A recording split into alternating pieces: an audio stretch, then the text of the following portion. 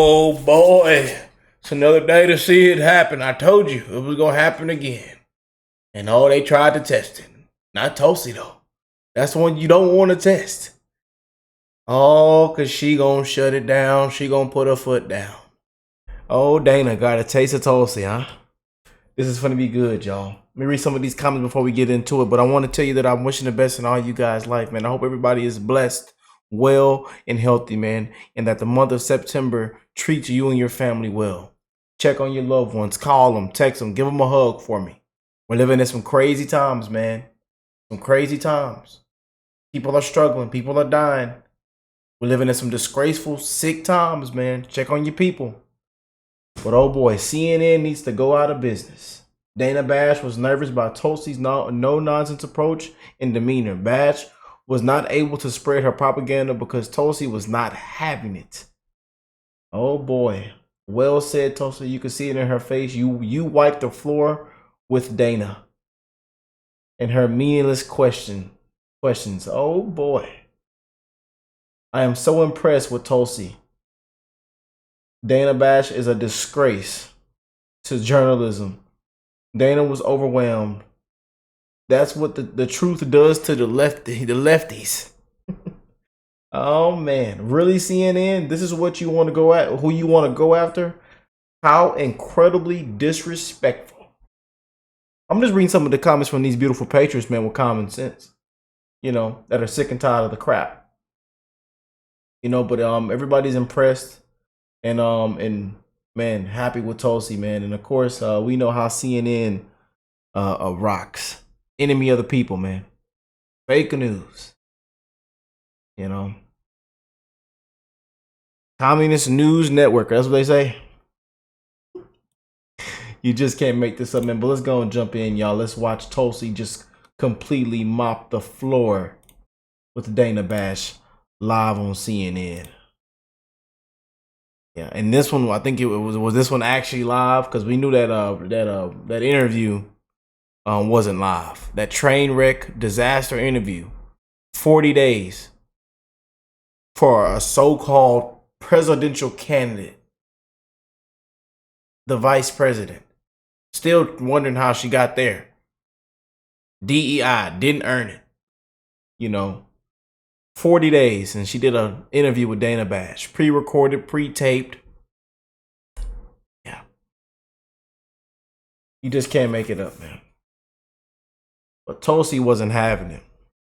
I mean, these sides are just completely different, man. Completely different. You know. Let's go and check it out. Make sure y'all hit that like button, subscribe to the channel if you're new here. Let's keep it rocking, man. Spreading truth one day at a time, man. Keeping it real with them beautiful patriots around the world. We want our tax dollars back. We want our tax dollars back. The Democrats put we the people last. The American citizens last. Hardworking taxpayers last. We want our tax dollars back. And we need common sense back too as well. Too big to rig, man. Make sure you go out and vote. We're counting down to the Harris-Trump debate, and my next guest is a former 2020 Democratic presidential candidate and congresswoman who endorsed Trump this week and is helping him prepare for that debate. Here with me now is former Congresswoman Tulsi Gabbard. Thank you so much for being here. Vice President Harris's campaign manager released a memo this morning saying they expect former President Trump to be a, quote, formidable opponent on the debate stage. Do you think Kamala Harris will be a formidable opponent as well? And how is the former president preparing to debate her? Yeah, I think Kamala Harris has a lot of experience. She is not to be underestimated. President Trump and Vice President Kamala Harris have very different records. This is a unique situation where we have two candidates who have served at the highest offices in the land. President Trump, 4 years as president. Kamala Harris, now almost 4 years as vice president, working alongside President Biden. And so this will be an opportunity for voters to look at and compare and contrast those records. If I can be helpful to President Trump in any way, it really is just in sharing the experience that I had with her on that debate stage in 2020, and frankly, helping to point out some ways that Kamala Harris has already shown that she is trying to move away from her record, move away from her positions, and how that contradicts the positions and statements that she is making now that she is the Democratic nominee.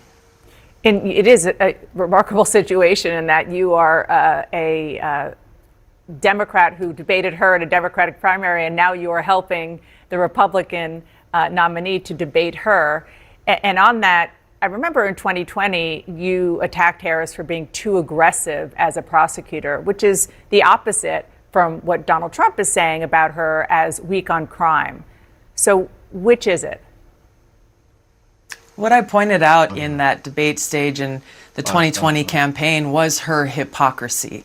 It was how she was saying one thing and doing another, how she was prosecuting people for smoking marijuana and laughing about it when she was asked about it on a radio show. And I think this goes to the heart of many of these different issues that we're seeing now that Kamala Harris is trying to hide from voters, is how she says her position is one thing, but her actions and her record show exactly the opposite. And you can point to that on issues related to the economy, issues related to freedom of speech. She says she stands for freedom of speech, and yet, as we've seen time and time again, her and Joe Biden have taken actions both directly and indirectly to censor free speech.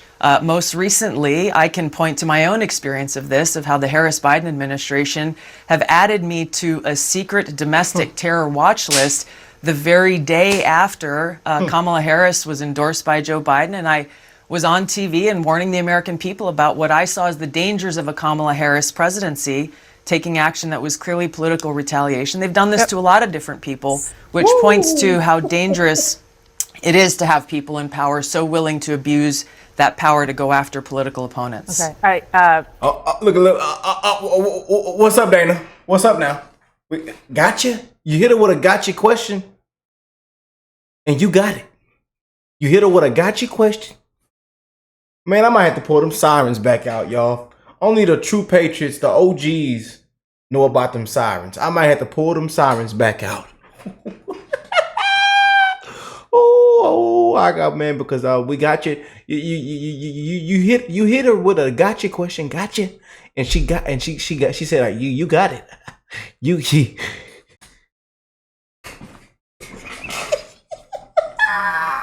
Woo! I'm not familiar with the secret terror watch list. We're definitely going to follow. I'm not familiar. Everybody knows, Dana. Everybody knows. Where have you been, huh? Too busy passing notes off in a so-called 40-minute interview that's only 18 minutes with Tampon Timmy and McDonald and McDonald's working Kamala. But she wasn't working at McDonald's. She was at Mr. Willie's house. We know what happened. You know?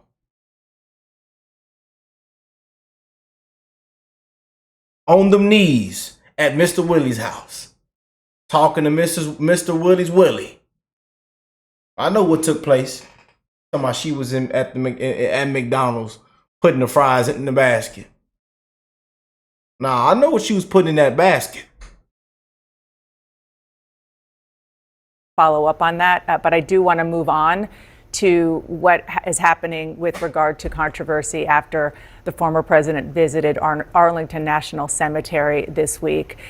His campaign took photos and video of him in Section 60, where veterans of the wars in Iraq and Afghanistan are buried, used it in a campaign video. The Army also says that Trump staffers abruptly pushed aside a cemetery official who tried to enforce Arlington's rules prohibiting political activities.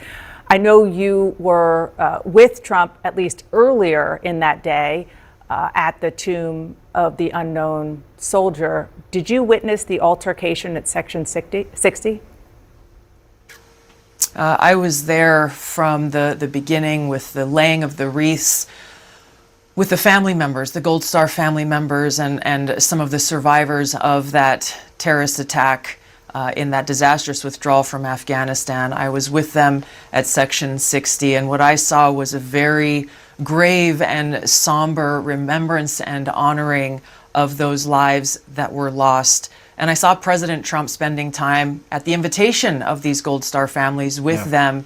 He was there for a few hours. I did not see or hear about any kind of altercation until something came out in the news later on. The families were there grieving alongside President Trump, and it was a very special moment to really remember their names, remember their memories, and understand the true cost of war and the consequences of the decisions that Kamala Harris and Joe Biden made in the execution of that withdrawal. Yeah, and you see, and it makes me sick how they try to spin and turn things, man. And again, you know, when you see somebody being you know, just they don't want to show you the real side of Trump, man. They hate when the real side of Trump comes out, man. You know,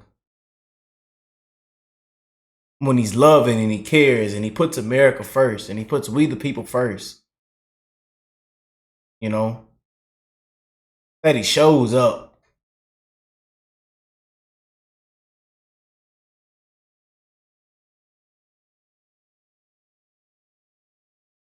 And I send my love and condolences to those fallen soldiers and heroes, man. Love to the Gold Star families, man. Love to the ones who made the ultimate sacrifice. We thank you for your service. We love you. We appreciate you. I want to send you my flowers. I want to give you my flowers. We have tons of veterans on the channel, man.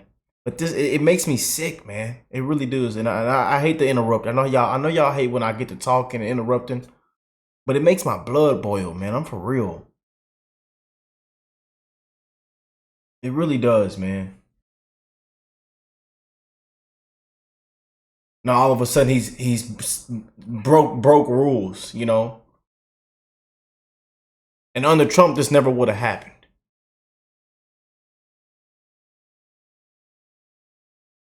But on the other side, they believe and fund all these and the war and all this stuff, man. Should be peace. We shouldn't have any wars, man. Shouldn't be anybody getting obliterated, shot at.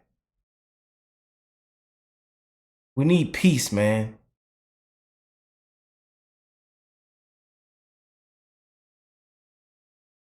Y'all know where I stand with everything, man. Y'all know where I stand at, you know, and a lot of y'all agree with me. But it makes my blood boil how they take everything and just whoosh. You know, Trump's the bad guy. He broke another rule. You know. Again, prayers for this Trump team and campaign, man. Protect them at all costs, especially Tulsi Gabbard too as well. Because again, we don't know what to expect, y'all. They can try and pull anything, man. As you can see. Broken rules.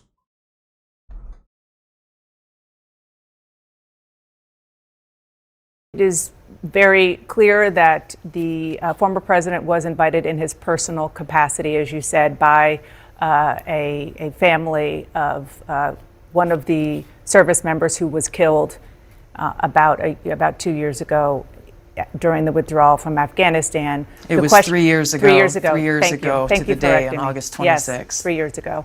The question is about the federal law and Arlington's rules that prohibit partisan or political activities at national cemeteries. And the military and also other members of other families who are buried right near there are upset about the campaign filming it and posting the video online. Do you believe that was appropriate? You know, I checked with the campaign on this question, and they have exchanges with the officials at Arlington Cemetery. They were approved to bring a camera there to document this historic and momentous day that should not be forgotten by any American. And to have a former president there and joining these Gold Star families, I know President Trump wanted to share that with others, especially given the fact that President Biden and Harris, I heard, were invited by some of these family members. They not only didn't come, they didn't even respond to that invitation. Don't even pick up the phone. Don't even pick up the phone. Don't even pick up the phone. Can't even reach out. You seen those videos. We showed you in our previous video.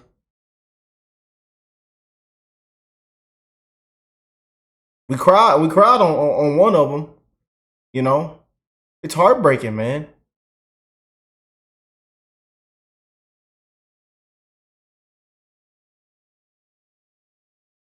And now to have Kamala Harris put this statement out yesterday saying that she stands with these families, she stands with the military and with veterans, you only have to look at the response that came from the Gold Star families of these 13 service members, of how offended they were by that statement, given she has not made any effort, not on that third anniversary or any other time, to call them directly to offer her condolences and even apologies for their decisions that led to the loss of their loved ones. Do you think that the campaign will release that communication that you're talking about? Because the Army is saying very clearly that they broke the rules because it was clearly put out online, pictures, video, meant as a part of his campaign.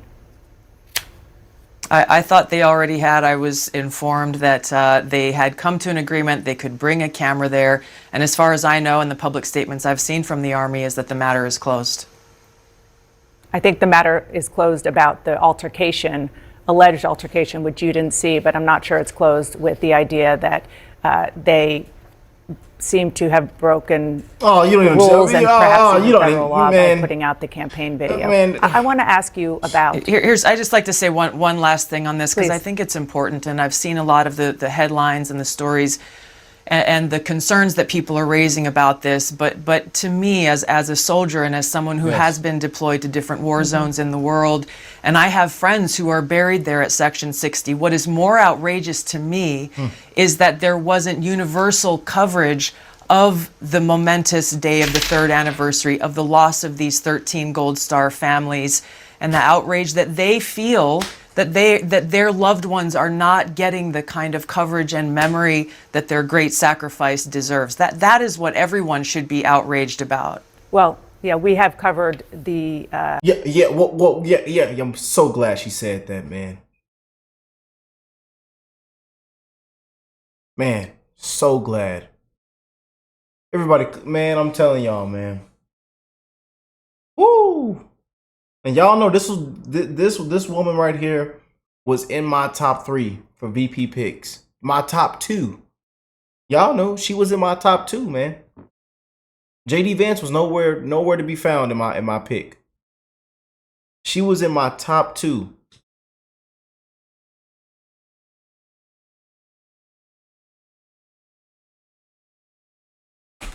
Horrible events 3 years ago, and have done so several times, over and over again. So I appreciate you also talking about their memories, because it is important.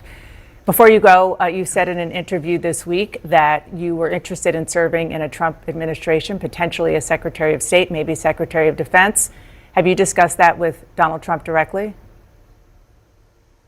No, I haven't. It's important for us right now to point out the difference between Kamala Harris and President Donald Trump, what kind of president and commander-in-chief they would be. And really the leading concern that I have is about this, about the contrast between their positions and their records, and the fact that as we sit here today, President Biden and Kamala Harris have us embroiled in wars in 3 different regions of the world, have us closer to the brink of World War III and nuclear war now than ever before, according to the Bulletin of Atomic Scientists.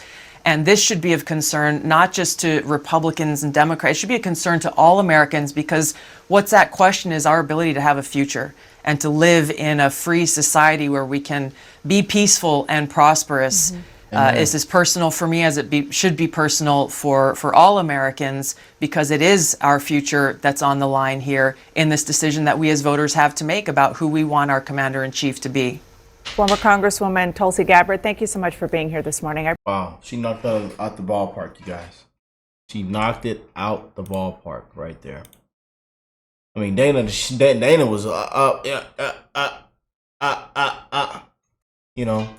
don't even know when it took place.